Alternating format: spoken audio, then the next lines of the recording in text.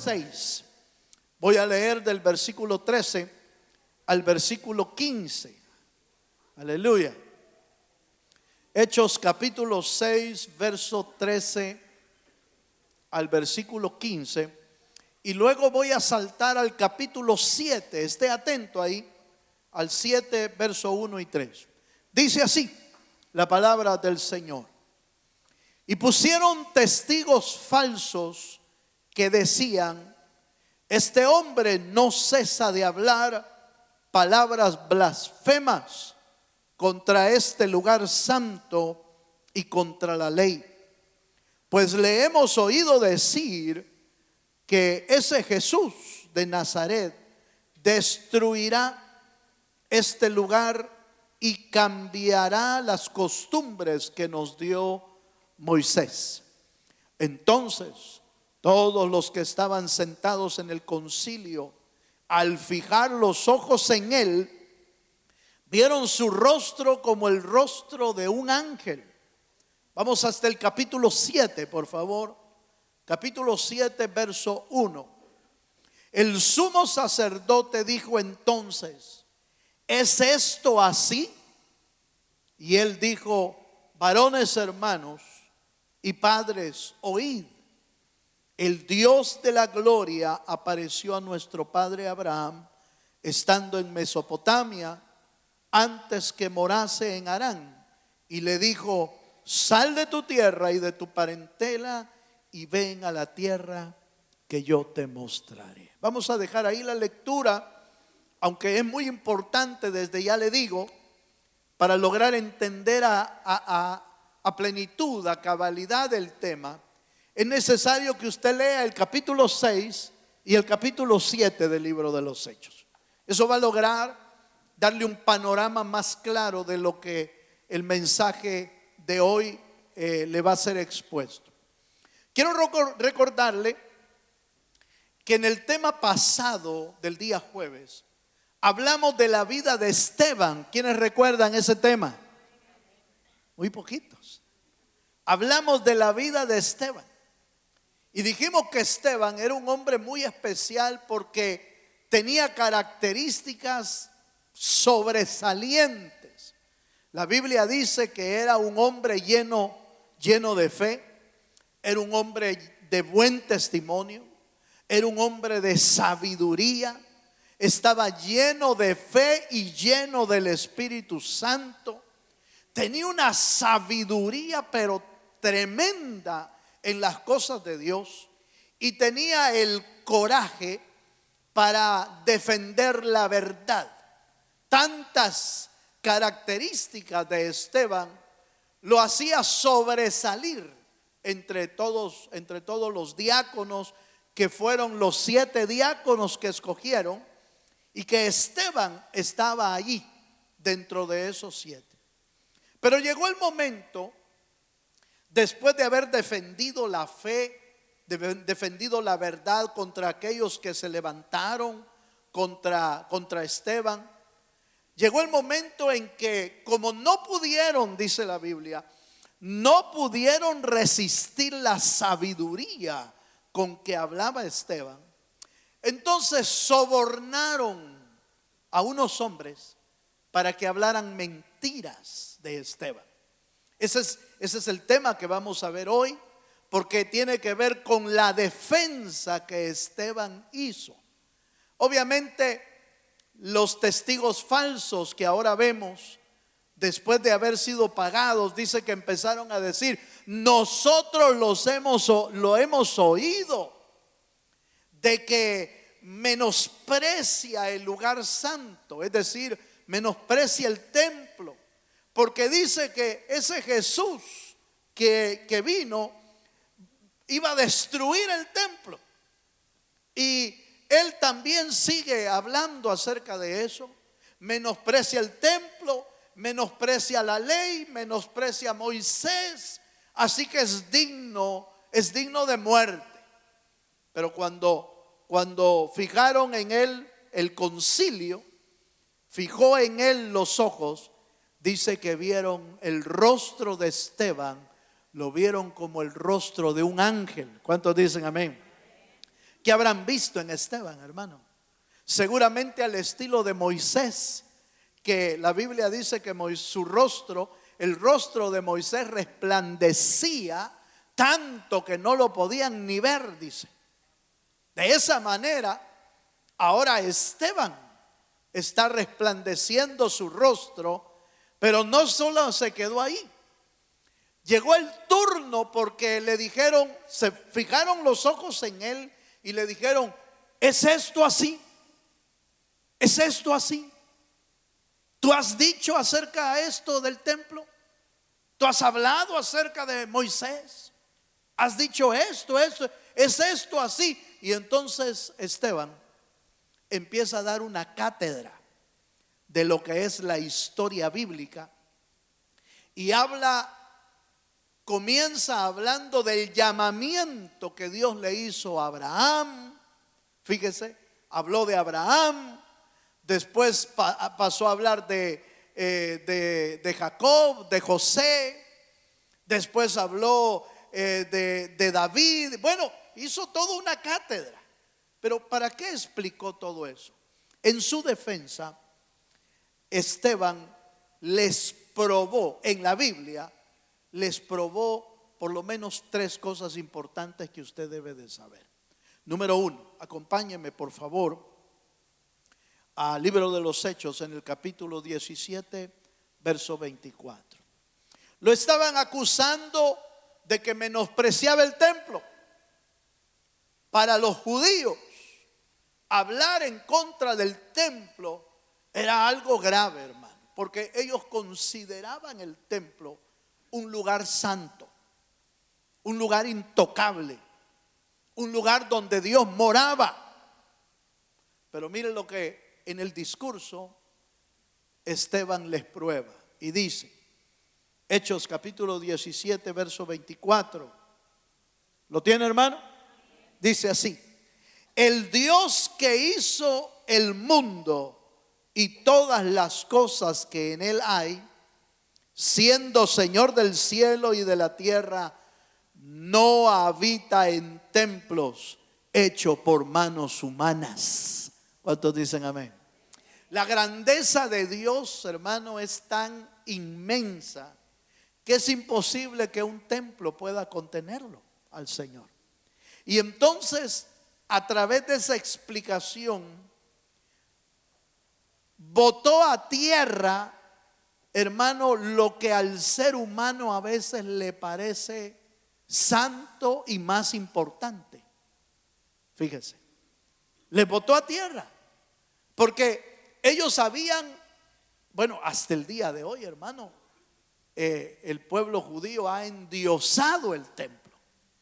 Esa es la razón por la que hasta el día de hoy, fíjese, hermano, el famoso, no sé si usted ha oído hablar del muro de los lamentos allá en Israel. Es un lugar turístico para el que quiera, para que quiere hacer turismo. Ahorita no, ahorita sí no vaya. Y pues, con todo lo que está pasando allá, no le recomiendo que vaya para allá. Pero es un lugar turístico para el turista, pero para el judío, esas piedras que no son parte del templo en realidad, sino que son parte de la base de tierra donde estaba el templo.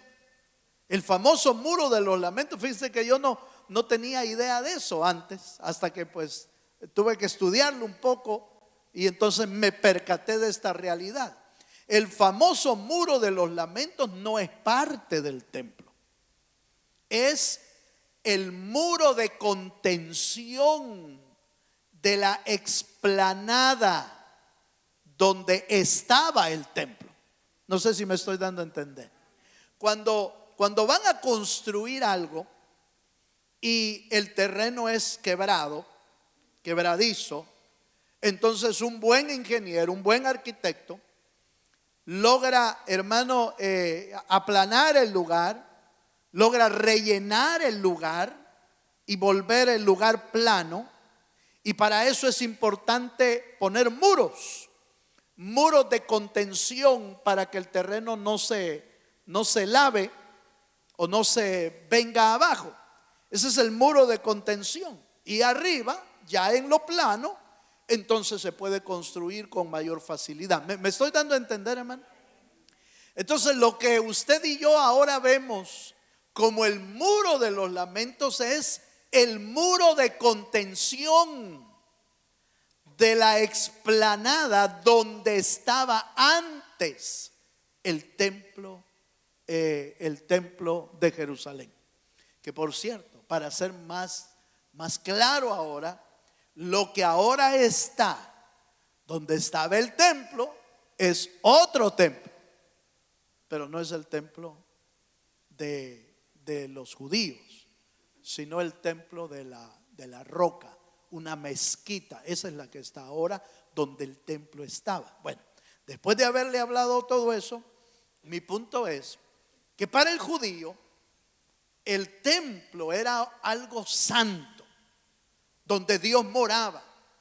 Y todo lo que significaba el templo para ellos era tan santo que era impensable que un hombre hablara mal del templo, haciendo a un lado en realidad que lo más importante no es el templo, sino el que habita el templo, que es Dios. Dele un fuerte aplauso al Señor. ¿Cuántos dicen amén, hermano? Lo más importante no eran las paredes, no era el templo, lo más importante era Dios. Pero el judío llegó a honrar más lo visible que lo invisible. Empezó a adorar y a glorificar y a honrar más lo físico que el Dios invisible que habitaba en ese lugar. Y por supuesto, Esteban explica que Dios, el Dios de Israel y el Dios a quien usted y yo servimos, no habita en templos hechos por hombres. Dios habita en el cielo y Dios es más grande que todos los cielos juntos. ¿Cuántos dicen amén? Cuando el pueblo de Dios entiende que la honra no está tanto en las cosas físicas, sino en Dios mismo, entonces estaremos honrando a Dios como se merece. ¿Cuántos dicen amén? Acompáñeme a otro versículo. Primer libro de los Reyes, capítulo 8, versículo 27. Aquí leemos otro pasaje del tiempo de David, del tiempo de Salomón, y se hacen una pregunta aquí. Y mire qué pregunta más interesante. Primer libro de Reyes, capítulo 8, en el versículo 27 dice: pero ¿es verdad que Dios morará sobre la tierra? He aquí que los cielos de los cielos no te pueden contener, cuanto menos esta casa que yo he edificado. ¿Cuántos dicen amén? Entonces, ¿habrá algún lugar, hermano, físico en la tierra, un edificio, un templo, paredes que puedan contener la gloria de Dios? Es imposible, no se puede. Entonces Esteban, con su discurso, les demostró que el templo no era el lugar en el que Dios quería ser honrado, sino que Él quería que lo honraran en sus corazones. Y por eso le dije que en el comienzo empezó a hablar de Abraham, porque si usted recuerda, ¿dónde estaba Abraham cuando le hablaron, hermano? Cuando le hablaron por primera vez a Abraham, ¿dónde estaba? Estaba en Ur de los Caldeos, en Babilonia. Y sin embargo, de ahí lo fue a traer Dios. Deja tu casa, tu parentela, y yo te voy a mostrar otra tierra que fluye leche y miel. ¿Qué templo había ahí? No había nada. Sin embargo, Dios se movía ahí. Más adelante le habla de José en Egipto. Y la Biblia dice que José, hermano, estando en Egipto, de él se dice, y Dios estaba con él. En Egipto. ¿En qué templo? En ninguno. Como dando a entender de que con los antepasados Dios había hecho planes, había hecho pactos y ni siquiera existían los templos. Con Moisés hizo pacto haciendo el templo. No, se lo llevó a una montaña, en el monte Sinaí, y ahí le habló Dios a Moisés. Por supuesto, el templo fue necesario más adelante, sí, pero no para habitar Dios, sino para tener un punto de reunión donde encontrarse con Él, porque el hombre no sabe distinguir dónde está Dios. Por eso es que hay gente que se mete en cualquier lugar y dice, aquí está Dios, dice, porque no sabe distinguir. No sabe distinguir. Yo no sé si a usted le tocó en los templos pasados donde íbamos antes, no sé si usted iba, pero donde íbamos antes hasta uno salía para atrás, fíjese usted, porque uno creía que ahí estaba Dios. Pues no era Dios. Empezamos a honrar lugares, templos, imágenes, porque no conocíamos al Dios verdadero. El Dios verdadero no está dentro de una imagen. El Dios verdadero no está dentro de un templo. El Dios verdadero está en el corazón del ser humano. Qué maravilloso, hermano, que el Dios, oiga esto que le voy a decir, denle un aplauso al Señor. Pero qué maravilloso que el Dios que no lo pueden contener los cielos de los cielos se hace tan pequeño para habitar en tu corazón. Qué maravilla, hermano. Qué Dios tan grande. Qué poder que puede habitar en nuestros corazones. Por eso la Biblia habla de nosotros como el templo. Nosotros somos el templo y morada del Espíritu Santo. ¿Cuántos dicen amén? La iglesia no son las cuatro paredes. La iglesia es usted. La iglesia no es el edificio. La iglesia es usted y yo. La iglesia no es el templo de Dios. Nosotros somos el templo y morada del Espíritu Santo. Démosle un fuerte aplauso al Dios de los cielos. Bueno, pero ¿de qué más lo estaban acusando? Lo estaban acusando de hablar mal de la ley de Moisés. Lo estaban acusando de hablar mal del templo. Pero él les explica, miren, yo no estoy hablando mal del templo. Ese no es mi propósito. Deben de saber ustedes que Dios no habita en templos humanos, sino Dios habita en los corazones.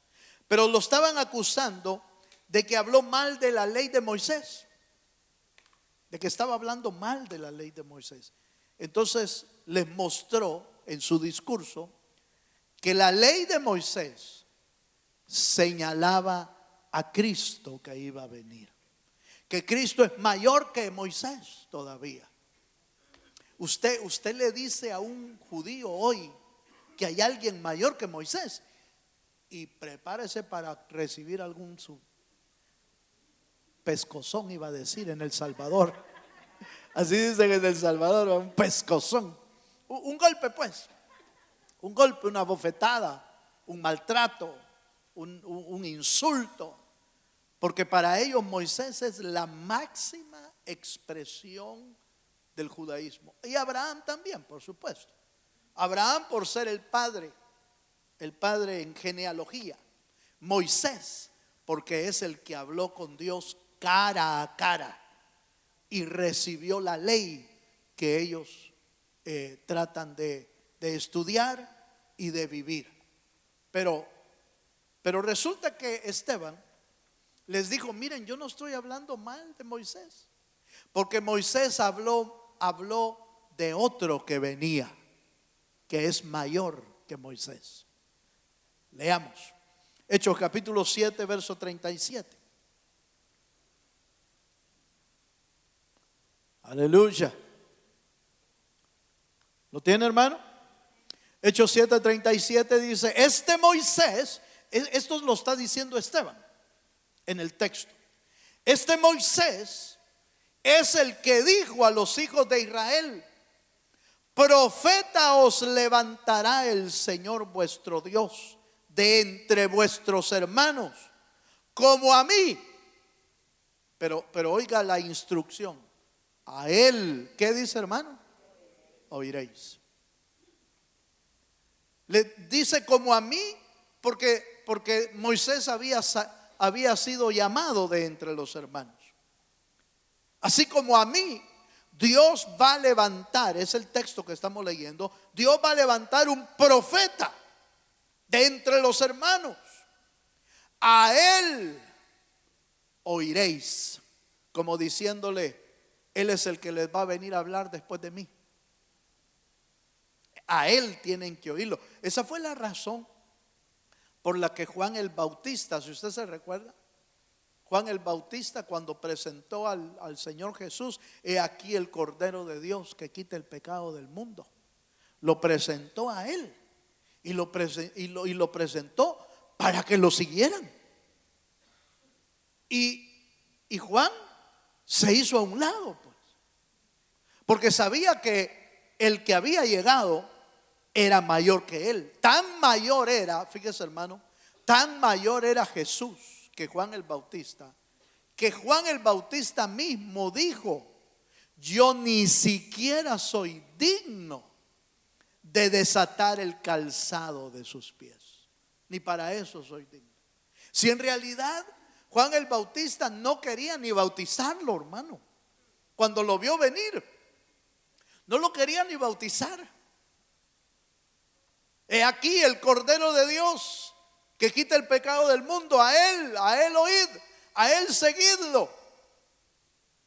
Y cuando se acercó Jesús a Juan el Bautista, le dijo: Señor, yo no te puedo bautizar si yo no soy digno ni siquiera de desatarte las sandalias, Señor. Pero Jesús le dijo: haz como conviene, haz como está escrito, quería decir. Haz como la palabra lo dice, así conviene y así tiene que ser. Y entonces Juan, oiga, hermano, Juan se sujetó en obediencia al Señor. Por eso lo hizo. Pero él se consideraba obviamente menos que el Señor, y lo era. ¿Cuántos creen que Juan el Bautista era menor que Jesús? Claro que era menor. Sin embargo, Juan el Bautista se sujetó. Pero entonces, oiga, Esteban está tratando de explicarle a los judíos que Moisés es un gran hombre y que no lo ha deshonrado. Pero él mismo profetizó que vendría otro después de él y que a él tenían que oírlo. Eso se los explicó en el discurso. Vaya, veamos otro versículo. Veamos otros dos pasajes. Gálatas capítulo 3, versículo 24 y 25 nos muestra que la ley solo era un ayo, dice el apóstol Pablo. La ley solo era un ayo. Y un ayo mire, un ayo ni siquiera llega a un maestro. Un ayo es un criado. Eso es un ayo. Hay una diferencia entre ayo y maestro. Un ayo es uno que cuida a un niño nada más y que lo guía para que no se pierda, lo instruye para que no se vaya a perder en el camino. Eso es lo que hace un ayo. Pero mire lo que dice Gálatas 3:24. De manera que la ley ha sido nuestro ayo. ¿Para qué? Para llevarnos a Cristo, a fin de que fuésemos justificados por la fe. Pero venida la fe, ¿qué dice, hermano? Por favor, léalo y si usted puede, subráyelo. Dice: pero venida la fe, ya no estamos bajo ayo. Mire, hermano, este texto es bien importante. ¿Sabe por qué? Porque hay gente que todavía quiere vivir bajo la ley. Todavía hay gente que quiere cumplir la ley. Hay gente que quiere vivir guardando el sábado, por ejemplo. Es que si usted no guarda el sábado, usted no puede ser salvo. No, es que eso era un ayo. Aquello era un ayo nada más. El ayo lo único que hacía era señalar que en Cristo está el cumplimiento total de la salvación. ¿Cuántos dicen amén? En Cristo está, denle un fuerte aplauso al Señor. En Cristo está la salvación total del ser humano. Por eso la ley señalaba a Cristo. ¿Por qué cree que la ley hablaba de corderos? ¿Por qué cree que la ley hablaba de sacrificios de corderos? ¿Por qué cree que la ley hablaba de derramamiento de sangre? Porque sin derramamiento de sangre no hay perdón de pecados. Eso decía la ley. Pero ¿de quién estaba hablando? ¿De qué cordero se estaba hablando? Del cordero que había de venir. Toda la ley señalaba a Cristo. Toda la ley. En cuanto a los corderos, claro, el sacrificio de Cristo. En cuanto a sacerdotes, ¿quién es el sumo sacerdote? Cristo. ¿Quién es el que intercedía entre Dios y los hombres? El sacerdote. ¿Y quién es el supremo sacerdote del evangelio? Jesucristo. Es el sumo sacerdote. Entonces toda la ley señalaba al Cristo. Pero hay que guardar el sábado, hermano, porque si no, ¿el sábado qué era? ¿El día de qué? El día de reposo. ¿Qué significa eso? Que el pueblo iba a necesitar o necesitaba un día de reposo. ¿Quién es el que da reposo al alma? Cristo.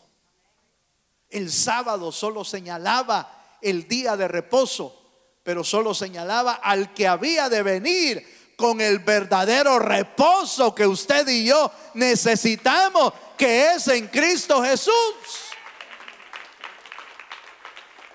Entonces toda la ley señala a Cristo. Toda la ley. Y entonces Esteban les está explicando: no, miren, yo no estoy hablando mal de la ley.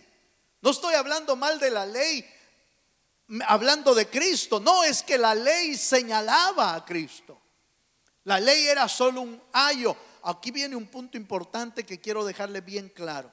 Pero venida la fe, ya no estamos bajo el ayo. ¿Cuál es el ayo? La ley. Venida la fe, ya no estamos bajo el ayo. Si la gente quiere seguir viviendo en la ley, entonces para ellos no ha venido la fe. O no han aceptado la fe. O no quieren aceptar la fe. Y quieren, no, yo me voy a salvar por la ley. Pero ya vino la fe en Cristo. Y si ya vino la fe, ya no necesitas al ayo. Ya no necesitas la ley. ¿Por qué? Porque ahora en el nuevo pacto, no en la iglesia nuevo pacto, sino en el nuevo pacto que Cristo trajo, dice la Escritura, en aquel tiempo las leyes estaban en tablas de piedra. Pero en el nuevo pacto, el Espíritu de Dios escribe las leyes en la mente y en el corazón del nacido de nuevo. Entonces, ¿dónde están las leyes? Aquí. No significa que vivir en fe ya no vivimos en leyes. No, ya no vivimos en las leyes de Moisés. Ahora vivimos en las leyes de Cristo, que es diferente. Por eso la Biblia dice, el Espíritu de vida me ha librado de la ley del pecado y de la muerte. Fíjense, me ha librado de la ley. ¿De cuál ley? De la ley de Moisés. Pero ahora estamos sin ley, no, pero estamos bajo las leyes de Cristo, que son por fe. ¿Cuántos dicen amén, hermano? Vaya, pues mire, pues yo espero que me vaya agarrando la idea. Algo más, Hechos 3:22.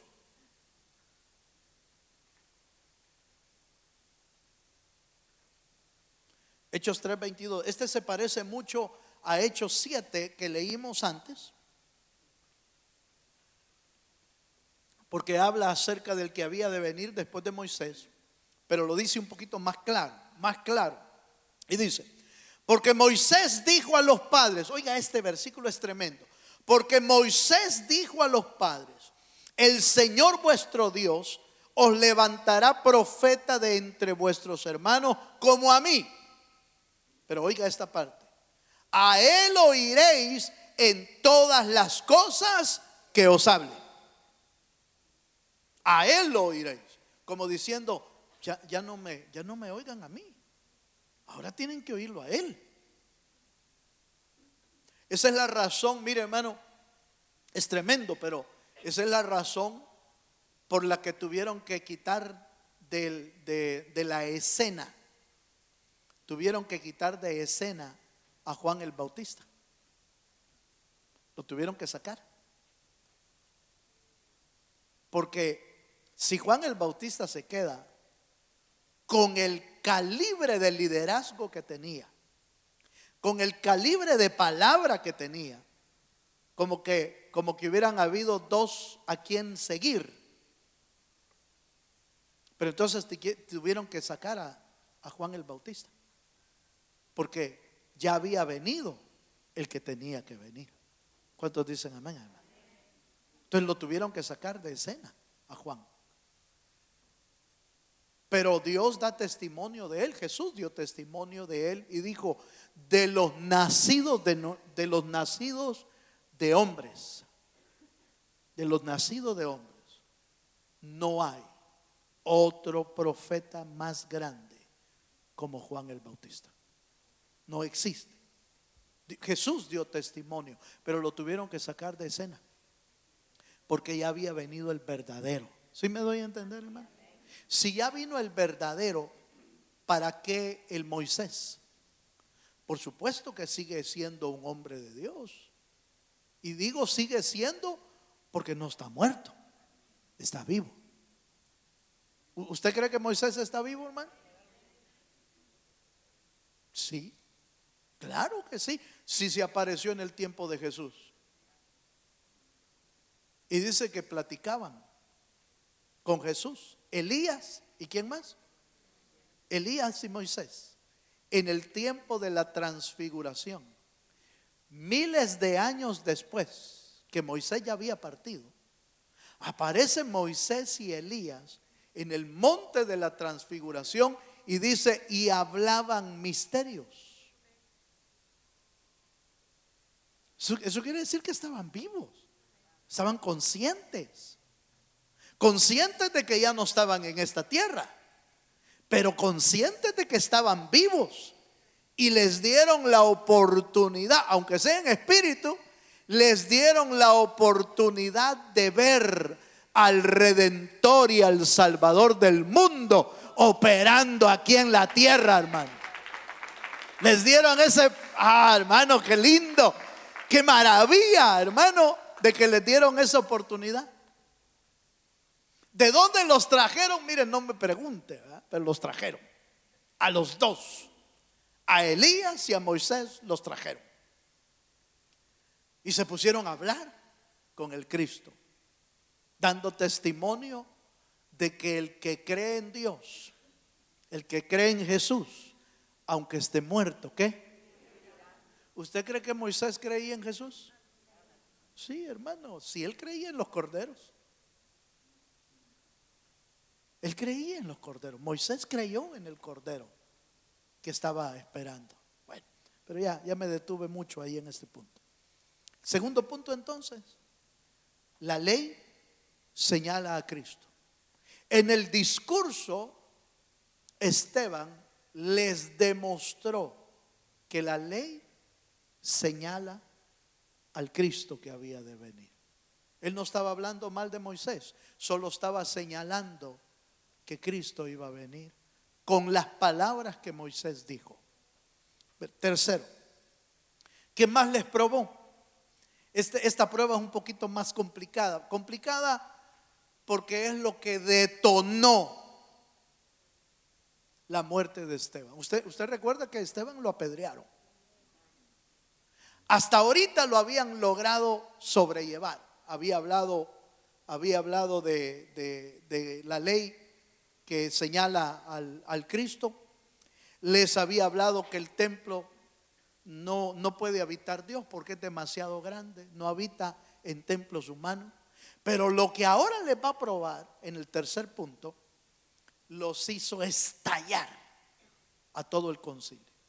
Y es que les probó que el verdadero enemigo de Dios no era Jesús y no eran los discípulos de Jesús, eran ellos mismos. Y mire cómo se los demostró. En su discurso, volvamos a Hechos, capítulo 7, versículo 9. Lo hizo, por supuesto, bien diplomático. Aleluya. Bien suavecito. Pero aquellos se mataban de rabia, hermano. Mire lo que les dijo. Hechos capítulo 7, verso 9. ¿Lo tiene? Mire lo que les dice.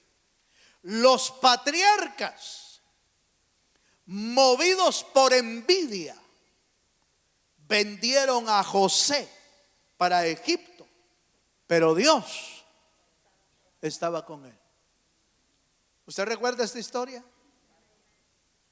¿Quiénes vendieron a José para ser un esclavo? Los hermanos. En otras palabras les está diciendo: ustedes vendieron a Jesús, que era su hermano. El verdadero enemigo de Dios son ustedes. Como en el tiempo de José. Es que él estaba usando la historia. Él está usando la historia diciéndole: lo que pasó allá es lo que está pasando aquí. Lo que pasó allá en la historia. Los patriarcas, ¿quiénes eran los patriarcas? Los hermanos de José. Los que dijeron: matémosles a este José soñador. Matémoslo ya de una sola vez. Quitémonos de encima a este soñador y matémoslo. Uno apareció ahí más blando de corazón. Judá. Y dijo: no lo matemos, pobrecito. Vendámoslo. Baratos. Dice que lo vendieron por 20 monedas de plata. ¿Usted cree que eso fue casualidad? No. Era la figura de lo que iban a venir a hacer con el Cristo. ¿Quiénes vendieron a Jesús? Sus hermanos.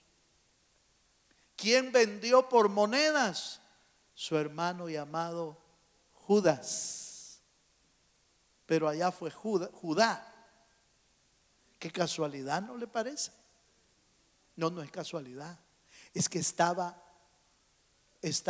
profetizado en la escritura.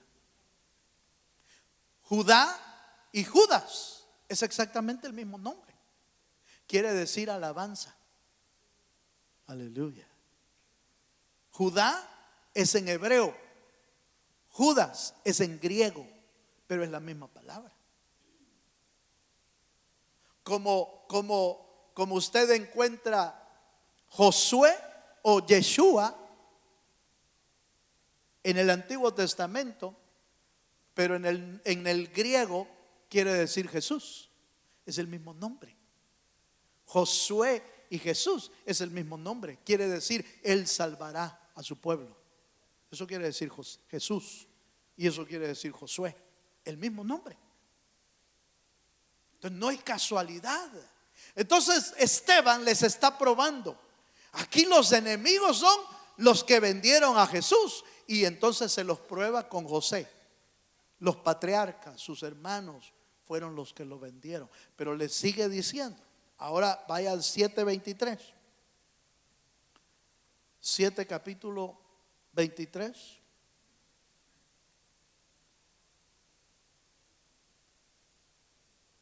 Y 25. Dice, sigue hablando de José. Y dice, cuando hubo cumplido la edad de 40 años, perdón, este es de Moisés. Cuando hubo cumplido la edad de 40 años, le vino al corazón el visitar ¿a quiénes? A sus hermanos, los hijos de Israel. Y al ver a uno que era maltratado, lo defendió, e hiriendo al egipcio, vengó al oprimido. Oiga, pero él pensaba que sus hermanos comprendían que Dios les daría libertad por mano suya. Mas ellos, ¿qué dice, hermano? No lo habían entendido.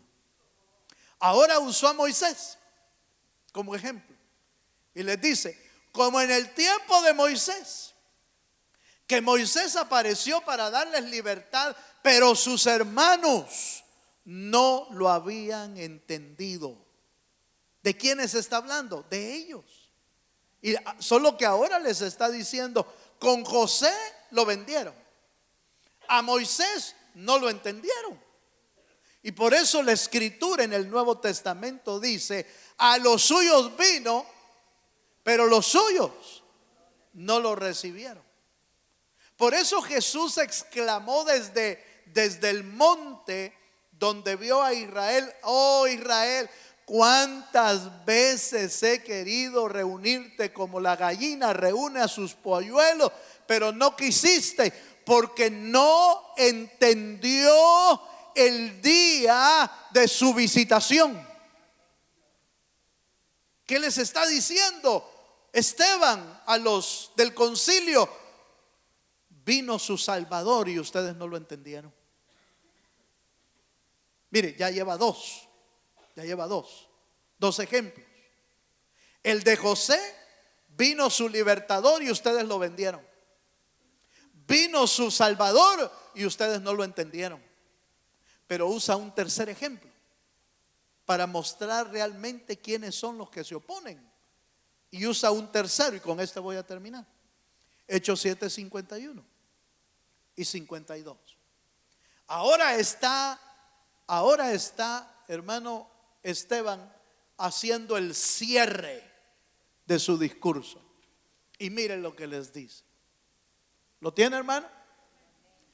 Duros de cerviz e incircuncisos de corazón y de oídos. Vosotros resistís siempre al Espíritu Santo como vuestros padres, así también vosotros.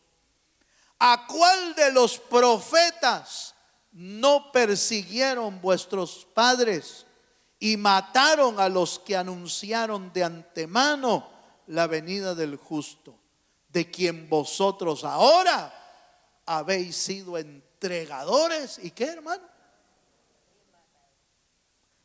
Cerró el discurso Esteban, pero cerró diciéndoles, ustedes son los asesinos.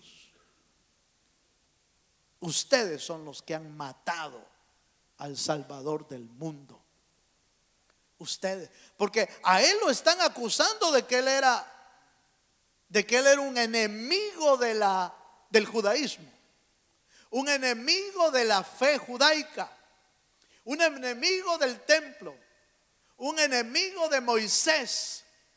Pero Esteban les prueba que los verdaderos enemigos son ellos. ¿Me estoy dando a entender?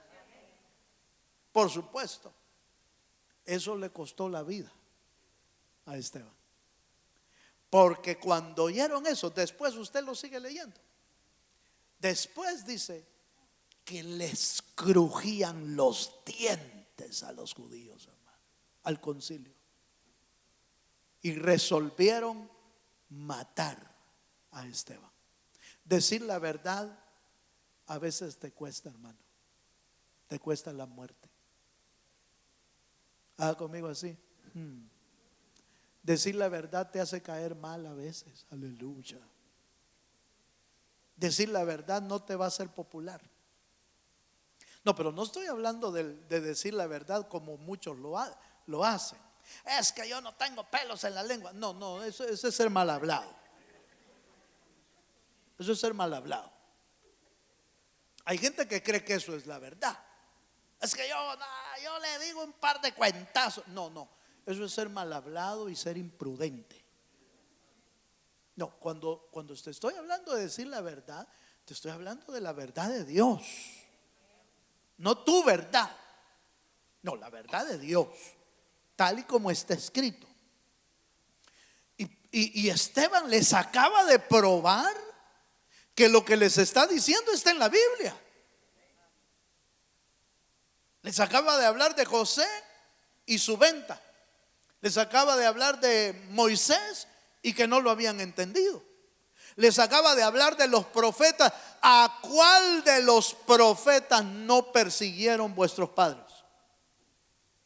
Por eso Jesús desde el monte otra vez dice: Jerusalén, Jerusalén, tú que matas a los profetas, les dijo. ¿Por qué cree que les dijo así? Porque a todos los profetas que les habían enviado los habían matado. Y no fueron los paganos, no fueron otros pueblos, no, el mismo pueblo mató a sus profetas. Es terrible cuando el pueblo de Dios mata a sus profetas. Aleluya. Porque no le gusta la verdad. Prefieren seguir en la mentira. Prefieren seguir en la maldad. Prefieren seguir en el pecado que oír la verdad. Termino. Mire pues, 7:54. Póngase de pie porque si no voy a seguir. Hechos 7:54 y 55. Aquí está lo que le decía. Acaba de terminar Esteban su mensaje con un cierre, hermano, escandaloso, porque los acaba de tildar de asesinos, porque mataron al Salvador del mundo. Pero en lugar, oiga esto, hermano, en lugar de arrepentirse, en lugar de volver en sí, en lugar de decir como los de Hechos 2, ¿se acuerda que los de Hechos 3, 3 y 4? Hechos 3 le dijeron a Pedro: ¿y qué hacemos, hermanos? ¿Qué hacemos? Y Pedro les dijo: arrepiéntanse y bautícense para la salvación de sus almas. En lugar esto de arrepentirse, mire lo que hicieron. Verso 54. Oyendo estas cosas, se enfurecían en sus corazones y crujían los dientes contra él. Pero Esteban, lleno del Espíritu Santo, puestos los ojos en el cielo, vio la gloria de Dios y a Jesús que estaba a la diestra de Dios.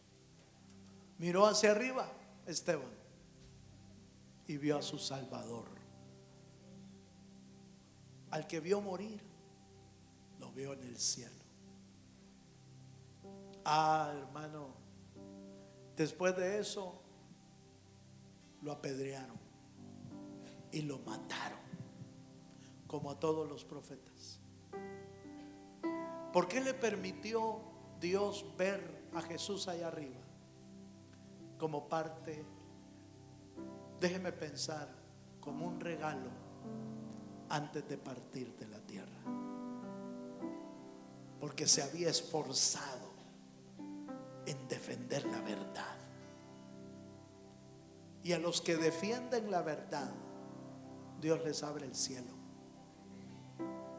Aunque los que estén a tu alrededor crujan los dientes por la verdad de Dios que estás diciendo, tú mira hacia el cielo, de donde vendrá tu Salvador también. Esto nos enseña a ser gente firme, gente sólida, gente que no está jugando al evangelio. Hermanos, yo tengo que decirles con todo mi corazón, esto no es un juego. El evangelio no es un juego. El evangelio es poder de Dios para salvación. Al que cree, lo sostendrá Dios hasta el último día de su vida. Y si te toca partir, hermano, como sea, Dios también te dará la fuerza para que veas el cielo abierto y los santos van a volar en aquel día para estar con su Señor. Cierra tus ojos. Yo voy a hacer un llamado en los minutos que me quedan. Yo quiero llamar a aquellos que le quieren decir al Señor: Señor, enséñame a ser firme como Esteban. Véngase adelante. Venga a decirle al Señor: Señor, enséñame a ser firme como Esteban.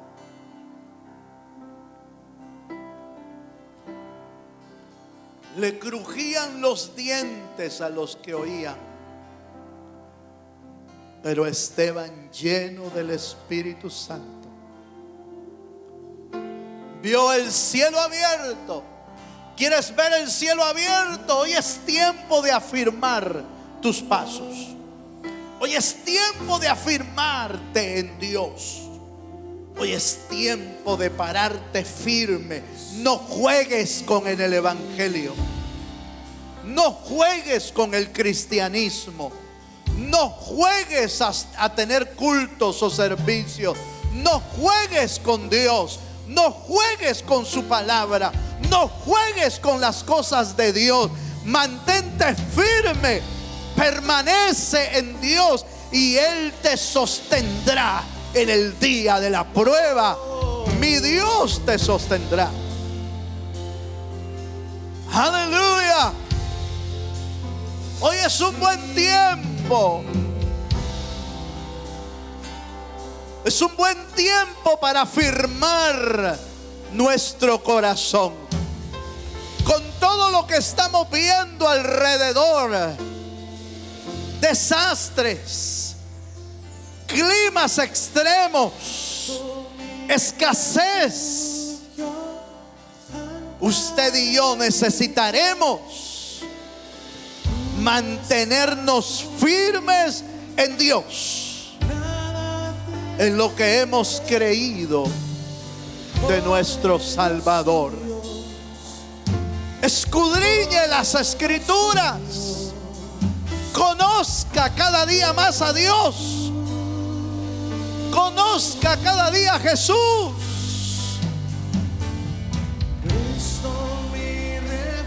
Aleluya. Que Jesús sea tu roca, la roca inconmovible de los siglos.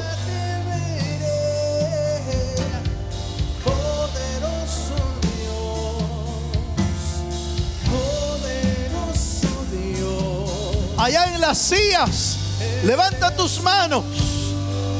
Levanta tus manos al Señor. Allá en las sillas. Aleluya.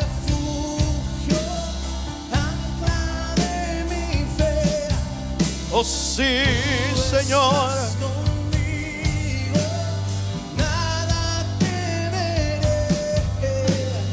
Poderoso Dios. Poderoso Dios. Eres tú.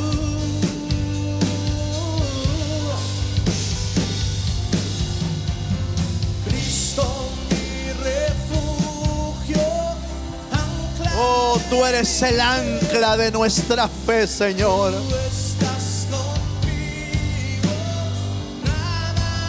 Tú eres el ancla de nuestra fe. Poderoso Dios,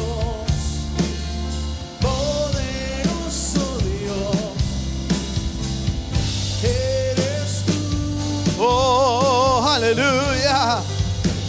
Aleluya. Cristo mi refugio, ancla de mi fe. Tú estás conmigo, nada temeré. Poderoso Dios. Poderoso Dios, eres tú.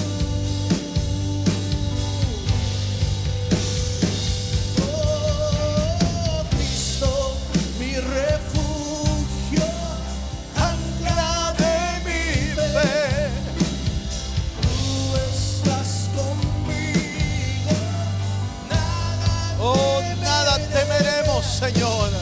poderoso Dios, Nada temeremos. poderoso Dios, Tú eres mi refugio. eres tú. Tú eres mi refugio, Señor. Cristo mi refugio, ancla de mi fe. Tú estás conmigo, nada temeré. Poderoso Dios. Poderoso Dios. Eres ahí donde está, hermano. Yo quiero invitarle unos momentos más para que podamos decirle al Señor, si hay cosas que te debilitan en el camino de Dios, si hay cosas que te estorban en el camino de Dios, si hay cosas que te están extraviando del camino de Dios, te voy a invitar a que la rindas delante del Señor y le digas: Señor, yo rindo lo que me estorba, lo que me debilita, lo que me desanima, lo que me desvía. Señor, yo lo rindo a tus pies en el nombre de Jesús. Ponlo delante de Dios. Importa lo que ve, Ponlo delante de Dios. Que nada ni nadie te desvíe de Dios. firme estoy en Que nada ni nadie te detenga de Dios. firme estoy en la roca. Que nada ni nadie De los siglos, te estorbe en el camino del Señor. arraigados a ti. Oh, aleluya. Aleluya. Póngalo hoy. Dígale al Señor: Señor, aquí está lo que me estorba. Y yo no sé qué es lo que puede ser en tu vida. Si es tu trabajo, si es algún problema, algún pecado, si es algo que te está deteniendo, dile: Señor, yo lo rindo. Señor, Pero nada debe de detenerme para buscarte a ti, Señor. perfecciona tu Que nada te desanime. Pon tu mirada en Jesús. Pon tu mirada en Dios. Pon tu mirada en el Cristo. Aleluya. Oh, sí, Señor. hasta ser como Jesús. Oh, sí, mi Dios. Así es. No te detengas,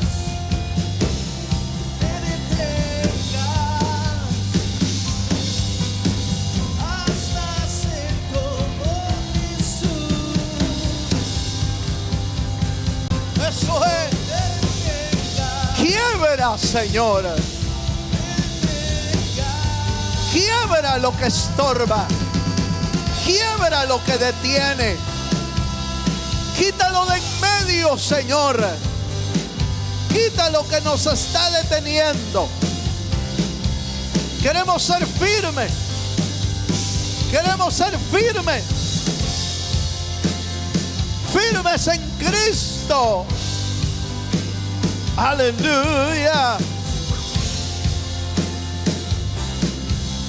Una vez más le decimos: Cristo, Cristo eres mi refugio.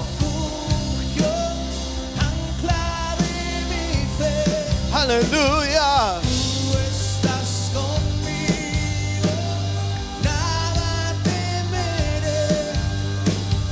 Poderoso Dios.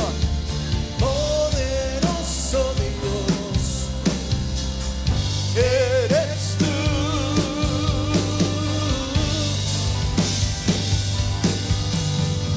y Cristo mi refugio, ancla de mi fe. Tú estás conmigo, nada temeré. Poderoso Dios,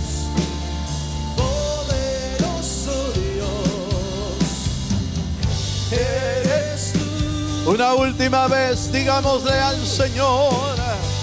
Cristo, Cristo mi refugio, ancla de mi fe.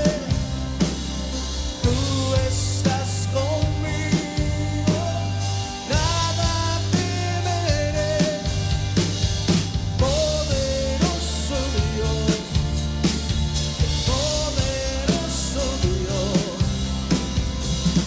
eres tú.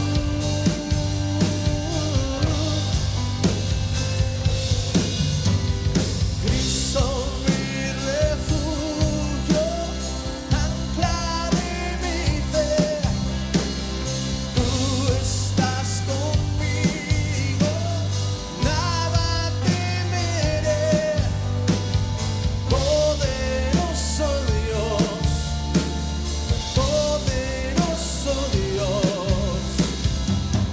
eres tú.